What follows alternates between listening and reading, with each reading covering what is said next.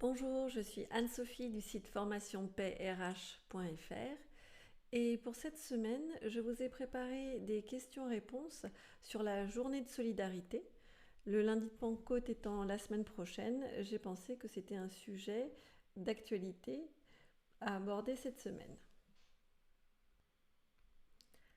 La première question, un salarié est en arrêt maladie pendant la journée de solidarité. Son employeur lui demande de l'effectuer à une autre date. Est-ce légal ?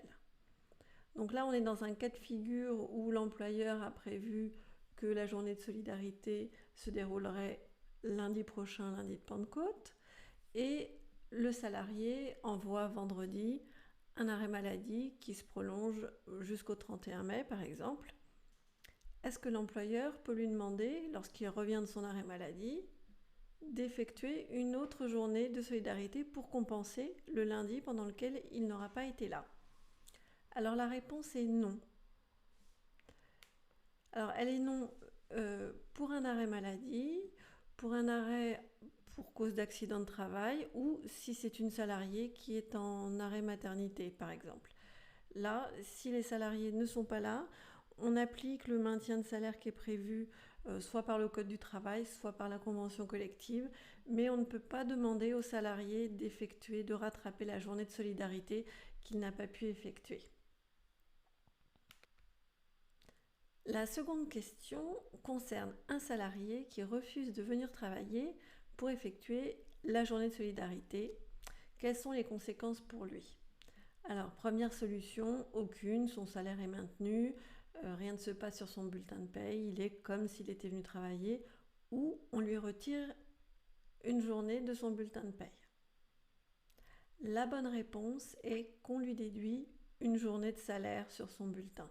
Il est obligé d'effectuer la journée de solidarité. La contrepartie de l'employeur, je le rappelle, c'est de payer la cotisation solidarité autonomie, qui est à 0,30% des salaires bruts. Et en contrepartie, le salarié, lui, vient travailler une journée qu'il n'aurait normalement pas travaillée, typiquement un jour férié, qui peut être le lundi de Pentecôte ou un autre jour d'ailleurs. Donc la réponse est qu'on lui déduit une journée de salaire de son bulletin. La troisième question, est-il possible d'effectuer 2 journées de solidarité dans la même année civile? Donc là, je parle d'un salarié. Alors la réponse, on pourrait se dire non, on ne peut pas effectuer 2 journées de solidarité. L'employeur fixe une journée de solidarité à effectuer pendant l'année. Ça, c'est sûr. Mais si un salarié change d'employeur, qu'il a déjà effectué la journée de solidarité chez son premier employeur, admettons au mois d'avril, et qu'ensuite, au mois de mai, il est embauché, il a démissionné au mois d'avril d'un employeur, puis il est embauché au mois de mai chez un autre employeur, et que la journée de solidarité se déroule un des jours fériés du mois de mai, à ce moment-là, il est possible qu'il puisse effectuer 2 journées de solidarité dans la même année civile. Par contre, pour la deuxième journée à effectuer, soit il prouve qu'il l'a déjà fait une première fois et il ne vient pas travailler, soit il vient travailler, mais à ce moment-là, ce seront des heures complémentaires, en plus de son horaire de travail.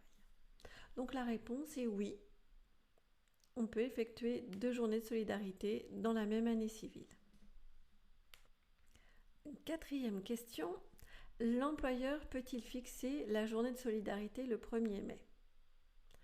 Alors, le principe de la journée de solidarité, c'est que le salarié vient travailler un jour habituellement non travaillé. Donc, un jour férié ou un samedi, ou si l'entreprise est fermée le jeudi, ou si ce jour-là il ne vient pas travailler, il vient effectuer une journée supplémentaire.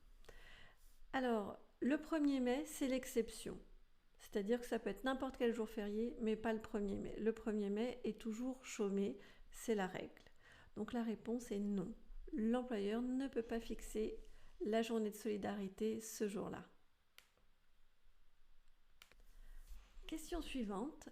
Un salarié mineur peut-il effectuer la journée de solidarité? Donc là, nous avons 3 réponses possibles. Oui, non et sous certaines conditions seulement. Donc la règle de base est qu'un salarié mineur n'a pas le droit de travailler les jours fériés. Donc généralement, on va dire que la journée de solidarité, pour simplifier, on la fixe un jour férié. Donc par conséquent, si un salarié est mineur, il ne va pas effectuer la journée de solidarité si elle est fixée le 8 mai. Mais si elle est fixée un autre jour, par exemple un samedi, à ce moment-là, et qui ne tombe pas un jour férié, à ce moment-là, il pourra effectuer la journée de solidarité.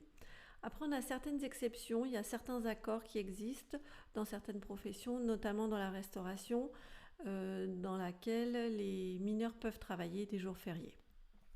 Donc la réponse est sous certaines conditions seulement. Il faut se référer aux accords collectifs pour vérifier que les mineurs ont le droit ou non de travailler les jours fériés. Question numéro 6. Les stagiaires doivent effectuer la journée de solidarité comme les salariés.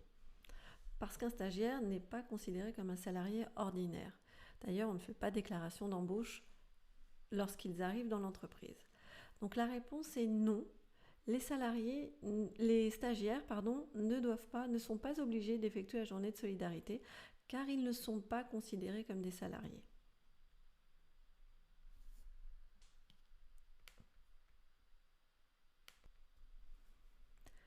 J'en arrive à la question numéro 7. La mention de la journée de solidarité sur le bulletin de paye est obligatoire. Alors il y a beaucoup de mentions obligatoires indiquées sur les bulletins de paye, mais la mention de la journée de solidarité n'en fait pas partie. Cependant, on recommande fortement de la mentionner, ne serait-ce que pour prouver que le salarié l'a bien effectué, ou pour lui, s'il change d'employeur, il doit pouvoir prouver pour ne pas effectuer une seconde journée de solidarité, comme on a pu le voir dans une des questions précédentes. Si c'est indiqué sur son bulletin, ce sera beaucoup plus facile pour lui de justifier qu'il l'a déjà faite. Et pour tenir à jour les registres, si par exemple on a une entreprise avec une journée de solidarité qui est différente pour certaines catégories de salariés, qu'il y a des horaires décalés, c'est parfois compliqué que tous les salariés effectuent leur journée de solidarité en même temps. À ce moment-là, pour tenir à jour ce point, c'est quand même vraiment recommandé de l'indiquer sur le bulletin. Donc, cependant, la réponse est non, cela n'est pas obligatoire de l'indiquer sur le bulletin de paye. La question numéro 8. La journée de solidarité peut être prise en charge au titre de l'activité partielle. Alors pour ceux qui connaissent ce principe, donc on y a beaucoup fait appel pendant la crise sanitaire du Covid. Si vous avez fait une demande d'activité partielle pour votre entreprise, vous avez certainement dû remarquer qu'on vous posait la question quand est fixée la journée de solidarité en 2021 ou en 2020 si vous avez fait votre demande en 2020. Et cette question, on ne vous la pose pas de manière anodine.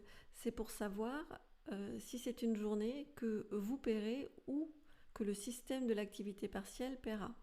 C'est-à-dire que si un salarié est au chômage partiel pendant la journée de solidarité normalement faite par l'entreprise, à ce moment-là, ce n'est pas le système de l'activité partielle qui le prendra en charge, mais l'employeur. Ce sera traité comme un jour férié. Les jours fériés ne sont pas payés par l'activité partielle et la journée de solidarité non plus. La réponse est donc non. J'arrive à la dernière question, la numéro 9, qui est « Pour effectuer la journée de solidarité, le salarié peut renoncer à un jour de congé payé ». Alors, la question pourrait aussi se rapporter à un jour de RTT. Et la réponse est oui. Si le salarié ne veut pas effectuer cette journée, ne veut pas venir travailler le jour prévu, il peut renoncer à un de ces jours et à ce moment-là, on lui déduira comme un jour de congé payé ou un jour de RTT. Sur son bulletin de paye, on indiquera qu'il a pris le jour de congé payé, le jour qui sera fixé par l'employeur. Si c'est le lundi de Pentecôte, ce sera le lundi de Pentecôte. on lui déduira une absence pour congé payé avec l'indemnité correspondante ou un RTT.